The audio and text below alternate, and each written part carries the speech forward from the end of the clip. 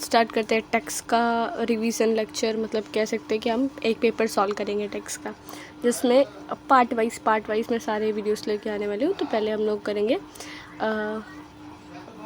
Fields, ठीक है। Every person shall have dash in order of eligibility to grant a registration number.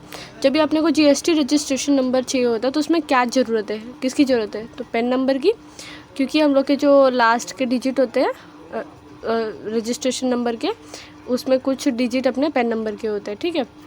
The input tax credit as per the return filed by the registered person shall be credited to, किस में credit होता है? जो credit tax होता है वो किस में होगा? इलेक्ट्रॉनिक क्रेडिट लेजर में।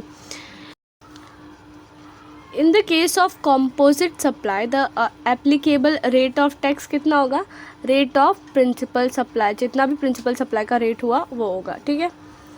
Service by hotel inn guest house club और composite are exempt for a registration lodging purpose. इसमें से क्या आएगा? इफ़ टैरिफ इज, पहला है if actual tariff for unit accommodation is below 10,000, if actual tariff for unit accommodation is below 1,000, ऊपर 10,000 था, यहाँ पे 1,000 है। If the actual tariff for the unit of accommodation is exactly 1,000, if actual tariff for the unit of accommodation is above 1,000। इसमें से कौन सा right है? तो आएगा बिलो 1,000, तो इसलिए कौन सा राइट है? B. Where service is relation to training and performance appraisal to registered person are provided place of supply, इसमें कौन सा आएगा? Location of such a registration person, मतलब जो भी रजिस्टर्ड पर्सन रहेगा उधर पे अपने को सप्लाई मिलने वाला है, कभी जब भी परफॉर्मेंस अप्रेजल वाला रहा तो। चलते हैं नेक्स्ट पेज पे। CPIN स्टैंड फॉर, इसका अपने को फुल फॉर्म बताना है। CPI इधर लिखा है कॉमन परमानेंट आइडेंटिफिकेशन नंबर, या challan payment identification number, common portal identification number और चलान पोर्टल आइडेंटिफिकेशन नंबर। तो आएगा इधर कॉमन पेमेंटेड आइडेंटिफिकेशन नंबर, तो इसका ए राइट है। Input tax credit can not be availed if the payment of the supply is not made within dash from the date of issue of invoice. तो इसका आएगा 180 days. हम लोग ने पढ़ा इनपुट टैक्स क्रेडिट कितने दिन के लिए होता है कि 180 डे के बाद से उसको मतलब नहीं कर सकते, गिन नहीं सकते। कब? जब 180 डेज़ के बाद अगर कर रहे पेमेंट तो नहीं आएगा, ठीक है। A purchase good worth rupees 1,80,000 from Z included 9% CGST and 9% SGST.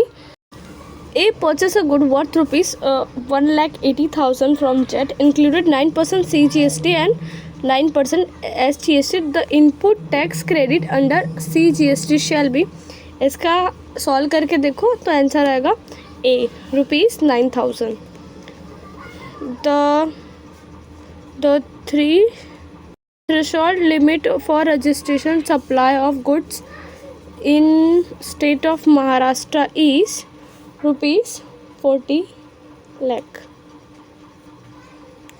Certification registered under the GST issue from the GST registration 06, ठीक है। इन सब में से यही सही है।